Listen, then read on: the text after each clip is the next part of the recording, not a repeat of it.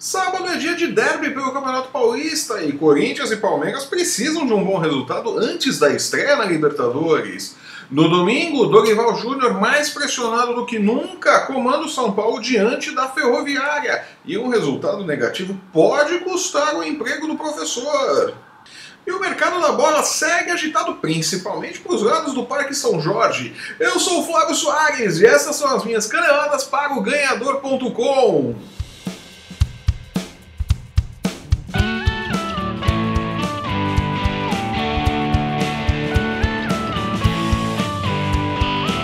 O Paulista segue a todo vapor e o grande destaque desse final de semana é o clássico, o conhecido derby entre Palmeiras e Corinthians, ou melhor, Corinthians e Palmeiras, já que o jogo será lá na Arena Itaquera, o Itaquerão. Passando por momentos muito diferentes no Campeonato Paulista, o Corinthians e o Palmeiras precisam de uma boa vitória para irem mais embalados para suas estreias na Libertadores nesta semana. O Corinthians joga na quarta-feira contra o Milionários e o Palmeiras estreia na quinta-feira contra o Júnior Barranquilla. Né? Pior é a situação do Corinthians, que vinha fazendo aí um bom campeonato paulista, mas emendou uma sequência de resultados ruins. Foram 2 derrotas e um empate nas últimas 3 rodadas, que aumentaram a desconfiança para cima do time de Fábio Carille, que não é um bom time, vamos ser honestos, né? O Corinthians não tem um grande time, como não tinha um grande time no ano passado, mas tinha um centroavante que resolvia, que era o Jô. O Corinthians ganhou muitos de seus jogos no ano passado, que garantiram inclusive o título de campeão brasileiro e campeão paulista, decidindo seus jogos em uma bola. Chegava a bola e no jogo, o jogo conseguia colocar a bola para o gol, o Corinthians se fechava, se defendia muito bem e conseguia manter os resultados. Não faz isso este ano. A defesa foi remontada. Juninho Capixaba tem uma dificuldade defensiva muito grande. Lembra muito o Wendel quando ele chegou ao Corinthians. O Wendel chegou também, ia disputar vaga ali, ia disputar posição com o Fábio Santos e levou 2 anos para se firmar na lateral do Corinthians porque ele chegou com problemas defensivos, precisava melhorar a parte defensiva. Então, Juninho Capixaba parece estar passando pelo mesmo problema e o Corinthians busca soluções, já vamos falar sobre isso daqui a pouquinho. De toda forma, a defesa do Corinthians foi remontada, o Corinthians não tem mais a consistência defensiva que tinha no ano passado. Gabriel ficou sobrecarregado ao ser o único volante de contenção da equipe, com essa nova formação que tinha Jadson e Rodriguinho no meio como armadores. Jadson, que começou bem o campeonato, perdeu o rendimento, está perdendo a vaga, perdeu a vaga no último jogo, no empate contra o Red Bull para o Camacho, jogador de confiança de Fábio Carille, mas que também está saindo do Corinthians, e daqui a pouco eu explico o porquê disso. Enfim, o Corinthians está bagunçado, não tem um centroavante, não se defende como se defendia em 2017 e vai para o clássico contra o Palmeiras pressionado. Claro, o emprego do Fábio Carille não está em jogo, Carille tem muito crédito ainda com diretoria e com torcida, apesar de ser uma nova diretoria, apesar de Carille não ter com o André Sanches o mesmo trânsito que tinha com o Roberto de Andrade, com a antiga diretoria, com a antiga presidência do clube. Mas ainda assim ele tem muito crédito com a torcida pela campanha do ano passado. Fica aí a expectativa de um bom resultado. O Corinthians conseguiu 2 bons resultados na última temporada em cima do Palmeiras, que significaram 2 pontos de virada importantes para o Corinthians. Né? O primeiro no Campeonato Paulista, uma vitória por 1-0 sobre o Palmeiras, com um jogador a menos, naquele jogo confuso em que Gabriel foi expulso erroneamente, e que Jô entrou no segundo tempo e marcou o gol da vitória e cravou seu lugar definitivamente como titular do Corinthians, tirou a titularidade de Casinha. Quer dizer, como 2017 foi um ano complicado, né? Casinha era titular em 2017. E depois, no segundo turno do Campeonato Brasileiro, aquele jogo contra o Palmeiras que era crucial para a conquista do título brasileiro. O Corinthians não podia perder aquele jogo de maneira alguma e conseguiu uma boa vitória por 3-2, embalou e conseguiu fazer os pontos que lhe garantiram o título ao final. Para hoje, o derby não tem tanta importância assim. É difícil imaginar que Corinthians e Palmeiras não vão se classificar para as quartas de final do Campeonato Paulista, principalmente o Palmeiras. O Palmeiras está praticamente nas quartas de final. Serve mais como uma preparação para os jogos da Libertadores que acontecem neste meio de semana. E aí sim, precisa ver em que condições Corinthians e Palmeiras vão para a Libertadores. Evidentemente, a pressão em cima do Palmeiras é muito maior. O Palmeiras tem um melhor elenco, tem um técnico badalado, Roger Machado, embora não tenha grandes títulos no currículo, é um técnico badadíssimo, né? É um técnico assim, estrelado, todo mundo quer Roger Machado e tudo mais e tal. Então o Palmeiras tem um bom elenco, tem um técnico de grife, precisa ir bem. Ganhar o Paulista é legal, mas não muda nada. Né? Roger Machado sabe muito bem disso, porque ganhou o Campeonato Mineiro no ano passado, quando dirigia o Atlético Mineiro, e os maus resultados na Libertadores e no Brasileiro o demitiram. Então, o Campeonato Estadual não significa absolutamente nada. É legal ganhar, é legal vencer clássico, mas em termos de desempenho, o restante da temporada não significa nada. É importante a Libertadores, então o Palmeiras precisa fazer uma boa estreia na Libertadores. Ali vai ser testado de verdade. São dois testes, né? Vai pegar o Corinthians, é um clássico, é um time grande, então sempre você põe os dois times, os dois elencos serão colocados à prova, né? Isso é inevitável. E na quinta-feira o Palmeiras vai ser testado realmente aí na Libertadores. Como o Corinthians também será testado de verdade contra o Milionários. Aí vamos ver do que realmente é capaz esse time do Corinthians. Eu, particularmente, não vejo o Corinthians indo longe na Libertadores, não. Talvez na Sul-Americana, se conseguir um centroavante, se arrumar ali, pode até chegar longe na Sul-Americana. Mas na Libertadores, esquece, pessoal.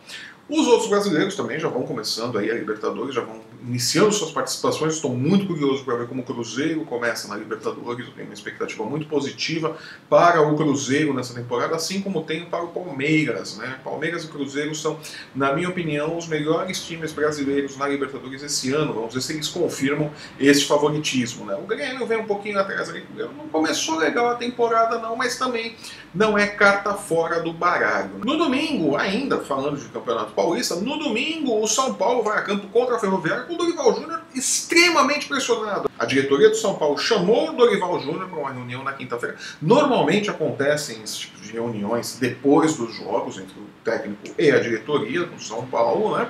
Mas chamaram para esquecer alguma coisa, não caiu bem a segunda derrota seguida, né? O São Paulo, que vinha ali de 4 vitórias, tomou 2 derrotas, perdeu o clássico contra o Santos, perdeu no meio de semana contra para o Ituano, num jogo adiado, né, da 7ª rodada do Campeonato Paulista, e a coisa não tá boa para os lados de Dorival Júnior, né? A torcida se manifestou, xingou, que já vinha xingando o time constantemente, né? Xingou nominalmente Dorival Júnior, né? E pediu a contratação de Vanderlei Luxemburgo.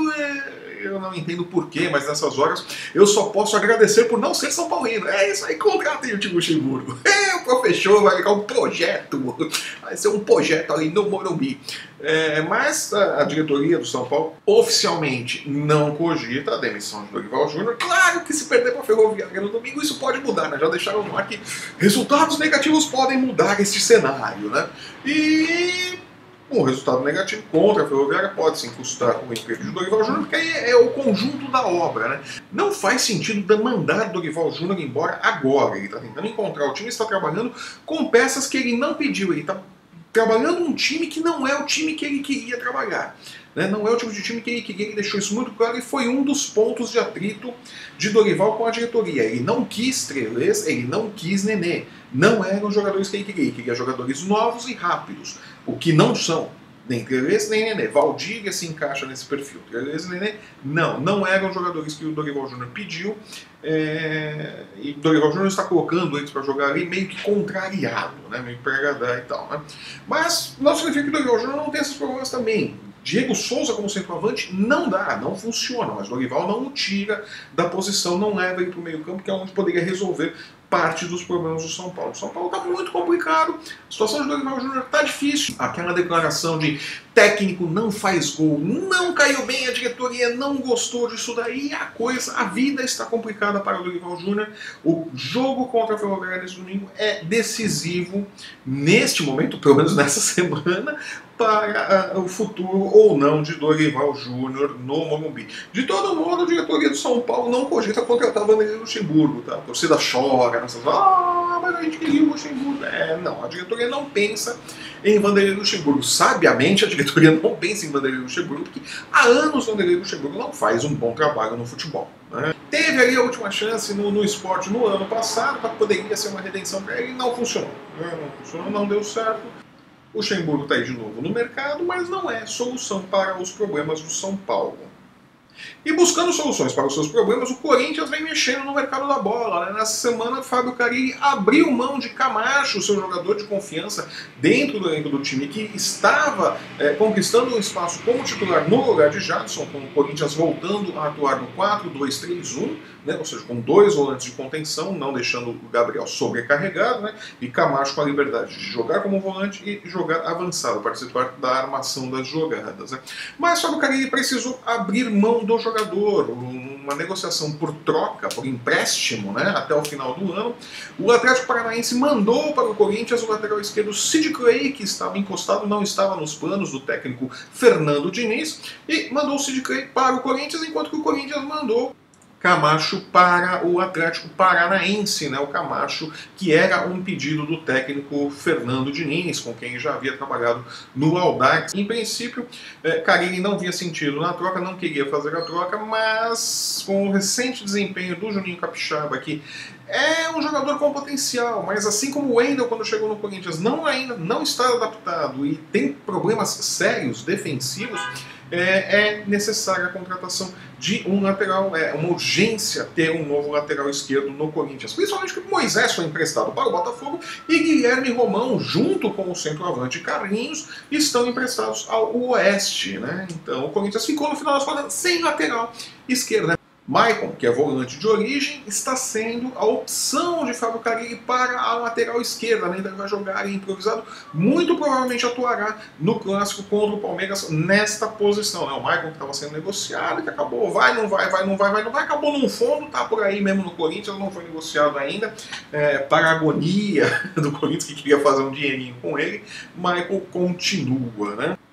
E na notícia engraçada da semana, né, contando parece piada, mas aconteceu mesmo, né, o Benfica entrou em contato com o Barcelona para devolver do empréstimo, né, o lateral direito Douglas, né, que está emprestado ao Benfica até o meio deste ano, né. Como o Douglas não faz parte dos planos do técnico do clube, não está nos planos do clube, o clube português achou melhor devolvê-lo para o Barcelona. E o Barcelona, muito educadamente, disse: mas nem ferrando, vocês vão ficar com ele até o final do empréstimo. Né? Vocês não querem ele aí, arrumem outro clube para ele ficar, mas para cá vocês não mandam, não. É muito estranho, é muito engraçado isso. Douglas, que tem contrato com o Barcelona até 2019, né? Não está. O Barcelona não tem saudade de Douglas, não quer ele de volta, né? É muito engraçado quando o jogador está emprestado ao clube, o clube que o emprestou quer devolver, e o clube dono diz: não, você não vai, eu não quero ele aqui, não vai vir. Né? Fica aí, vocês quiseram ele, agora vocês fiquem com ele. Né? E esse é um outro problema também, porque ninguém assume a paternidade da ida de Douglas até o Benfica. Né? Do Benfica ninguém diz: de quem foi a ideia? Eu não sei, que ideia, quem é ele aqui? Né? Parece que de repente, num belo dia, Douglas chegou lá com sua mochila, seu equipamento de treino, os caras: mas o que ele tá fazendo aqui? Não sei, deixa ele jogar.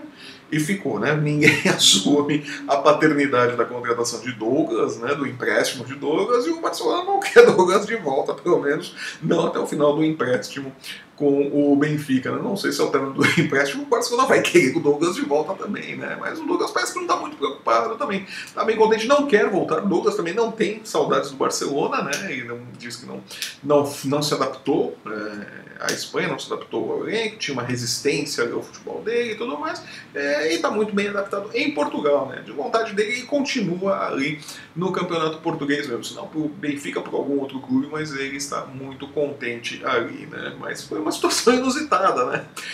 O clube queria devolver e o clube dono fala: não quero, não. Não, mas olha, ele tá querendo. Não, vocês não vão devolver, não. Vai ficar com ele até o final. Vocês pediram emprestado, agora vocês vão ficar até o fim. Vai usar até o final e depois vai devolver. Né? Ou não, de repente pode ficar. De repente, o raciocínio do Barcelona é algo tipo ferramentas, né? Que você pede emprestado e não devolve nunca, né? Então, não devolve nunca o Douglas. Pronto, fica por lá. Enfim, coisas do futebol. A gente pensa que só acontece no Brasil, esse tipo de presepada, mas não acontece lá fora também. Lá fora os caras também fazem bobagem nessas horas. Né? Fazer o quê, né? E eu vou ficando por aqui. Essas foram as minhas caneladas para o ganhador.com. Eu volto na próxima terça-feira comentando o início da Libertadores, da fase de grupos da Libertadores. Início da Libertadores não, porque a gente estava tendo Libertadores até esses dias aí. Tivemos aquele jogo maravilhoso do Vasco, onde o Vasco Vasco conseguiu quase impossível, né? Conseguiu perder por 4-0 e por pouco não ficou fora da Libertadores, né? Martin Silva quase saiu naquela confusão aí de quem vai ser presidente e quem não vai.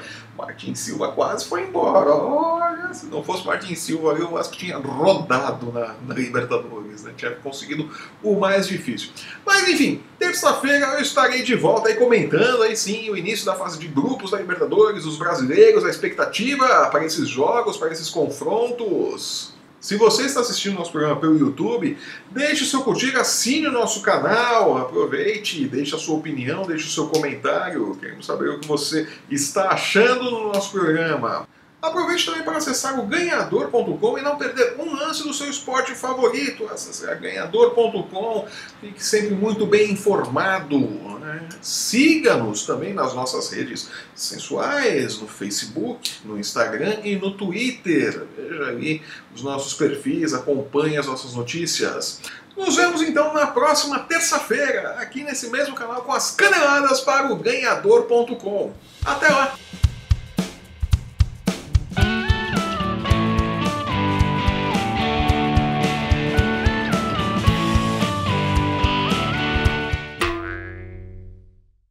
E o mercado da bola segue provocando.